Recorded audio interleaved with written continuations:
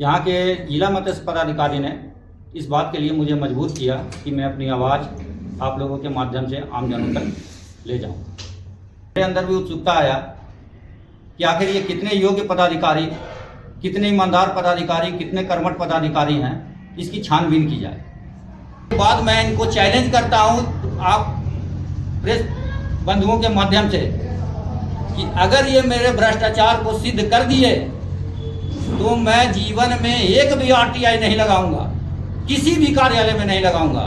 लेकिन अगर मैं इनका भ्रष्टाचार सिद्ध कर दिया तो इनको अपने नौकरी से त्यागपत्र देना पड़ेगा। सूचना पाने का जो अधिकार है वह हमारा एक मौलिक अधिकार है और अनुमानित 18,750 पन्नों का है, जिसके लिए अनुमानित 37,500 रुपये आपको जमा करना है। आपको पैसा जैसे ही लेते हैं वैसे हाथों हाथ आपको सूचना देना है, कोई डिले नहीं करना है। किंतु कि मैं ब्लैकमेलर हूं और ये जितना भी डॉक्यूमेंट्स मेरे पास अवेलेबल है इन सब को लेकर के मैं अदालत का रुख करूंगा। नियम के बारे में अन्य लोगों के द्वारा, हमारे सदस्यों के द्वारा काफ़ी कुछ बताया जा चुका है। सूचना पाने का जो अधिकार है वह हमारा एक मौलिक अधिकार है और इस मौलिक अधिकार का उपयोग करते हुए विगत 15 वर्षों से मैं 1000 से ज़्यादा आरटीआई लगा चुका हूँ विभिन्न कार्यालयों में। कभी मुझे ऐसा ज़रूरत नहीं हुआ कि प्रेस के माध्यम से अपनी बात रखूं। बहुत कुछ मेरे साथ घटना घटा, फिर भी मैं प्रेस के सामने आकर के अपनी बात करने का औचित्य नहीं समझा। लेकिन आज ताज़ा प्रकरण के अनुसार यहाँ के जिला मत्स्य पदाधिकारी ने इस बात के लिए मुझे मजबूर किया कि मैं अपनी आवाज़ आप लोगों के माध्यम से आम जनों तक ले जाऊँ।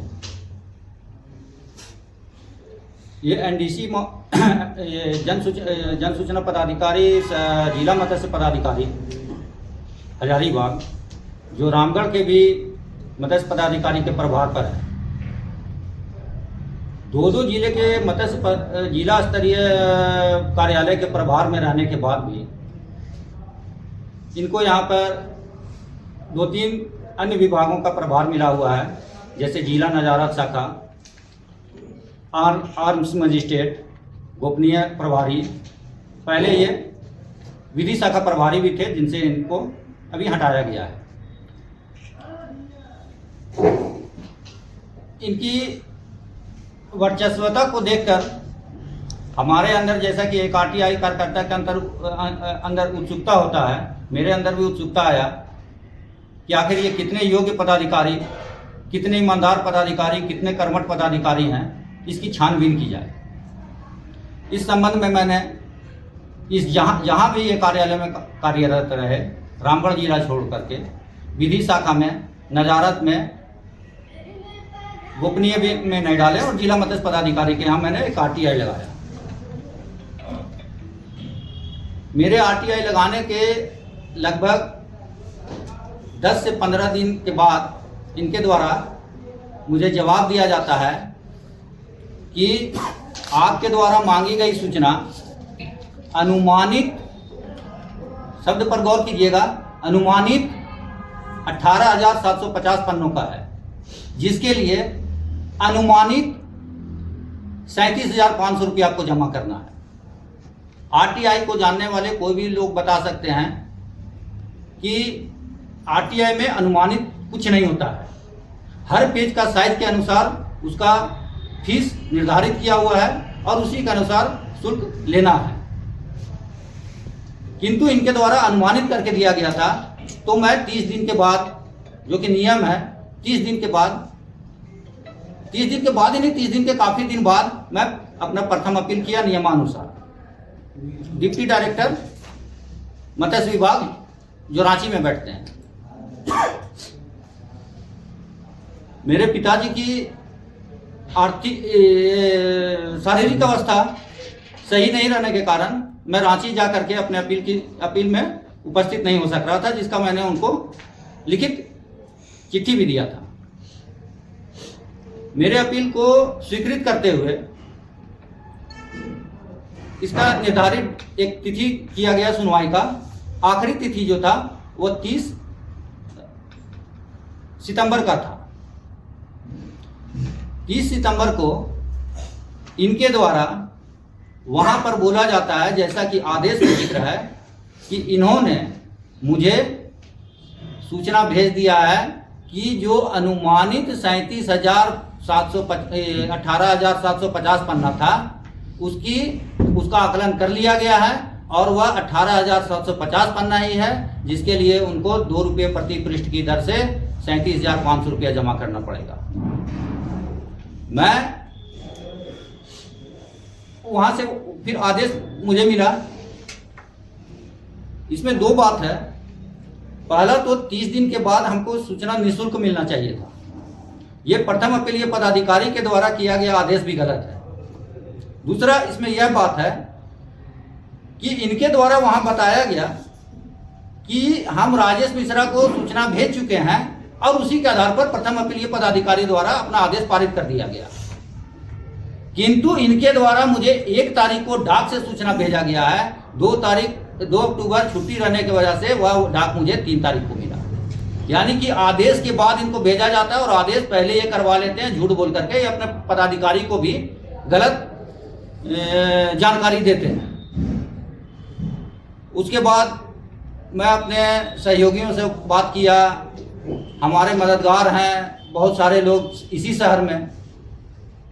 हम जैसे लोगों को आर्थिक मदद का ज़रूरत पड़ता है तो हम लोग उन लोग की तरफ रुख करते हैं। वहाँ से मदद ले करके, चंदा करके हमने वो पैसा जमा किया और पैसा जमा करने के बाद मैं उनको वहाँ दे आया। उस दिन हम लोग वहाँ रहे, उन लोग के द्वारा पैसा का गिनती भी किया गया। नियम है कि आपको पैसा जैसे ही लेते हैं वैसे हाथों हाथ आपको सूचना देना है, कोई डिले नहीं करना है। किंतु इनके द्वारा आज 6ठा दिन बीत जाने के बाद भी मुझे किसी तरह का सूचना नहीं पहुंचाया गया। इस बीच क्योंकि सूचना नहीं देने का एकमात्र रीजन है कि उनका भ्रष्टाचार पकड़ा जाना। वह सूचना उतने पृष्ठ में है ही नहीं, इसलिए जानबूझकर हमको इतना रुपया मांग किया गया था।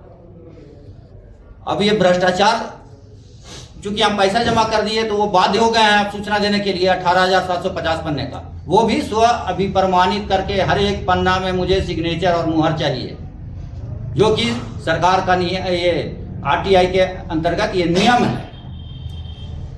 अब वो उसको देने में आनाकानी करने के लिए कुछ मीडिया के बंधुओं को बुलाए या प्रेस कॉन्फ्रेंस की, भगवान जाने, हमको पता नहीं, लेकिन न्यूज में हमने सुना कि वो हम पर आरोप लगाए हैं कि हम उनसे अनैतिक काम करवाना चाह रहे थे, वो हम उनसे रंगदारी मांग रहे थे, हम उनको ब्लैकमेल कर रहे थे, इस तरह का। और उसी में बोल रहे हैं ये कितने अयोग्य पदाधिकारी ऐसे लोग हैं।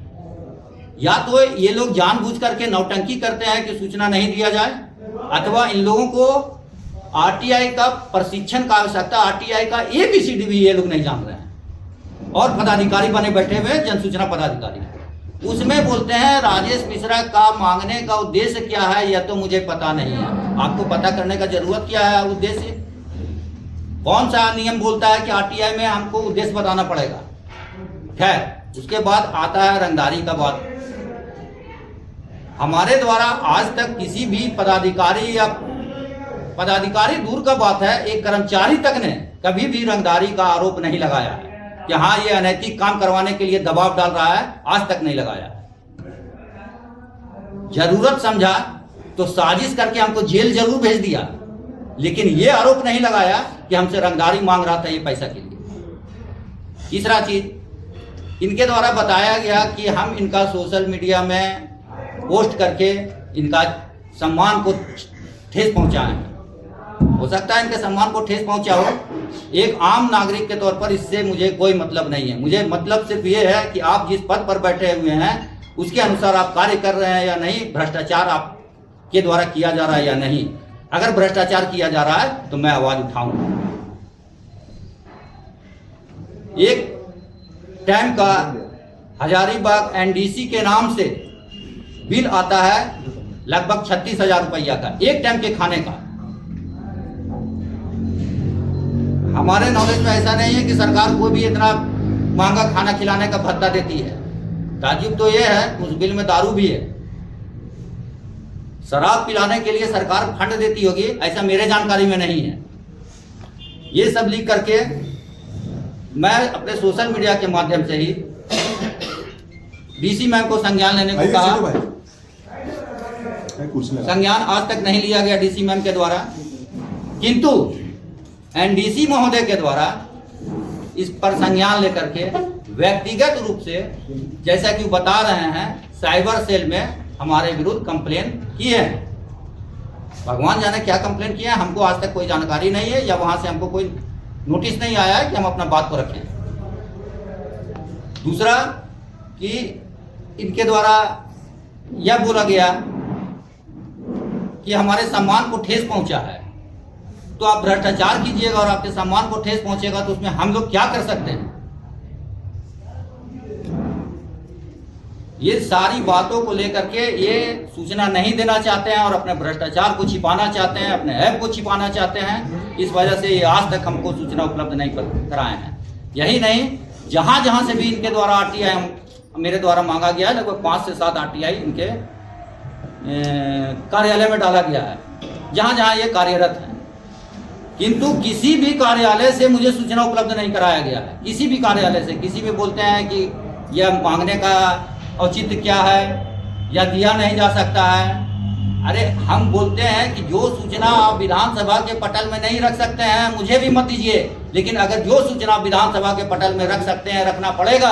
वो सूचना एक नागरिक को पाने का अधिकार है और हमको देना पड़ेगा आपको, किंतु उनके द्वारा नहीं दिया जा रहा है। अब मेरे पास इसके अलावा कोई उपाय नहीं बचता है कि इन सब बातों को लेकर के, जो उनके द्वारा मेरा छवि खराब किया जा रहा है कि मैं ब्लैकमेलर हूं, और ये जितना भी डॉक्यूमेंट्स मेरे पास अवेलेबल है, इन सब को लेकर के मैं अदालत का रुख करूंगा। और इनको छोड़ने नहीं जा रहा हूं मैं, इनके भ्रष्टाचार को नहीं छोड़ने जा रहा हूं मैं। ये चाहे मुझे जान मरवा दें, चाहे मुझे जेल भेजवा दें, चाहे मुझे जो करना है इनको कर लें, मैं इनका पीछा नहीं छोड़ने जा रहा हूं।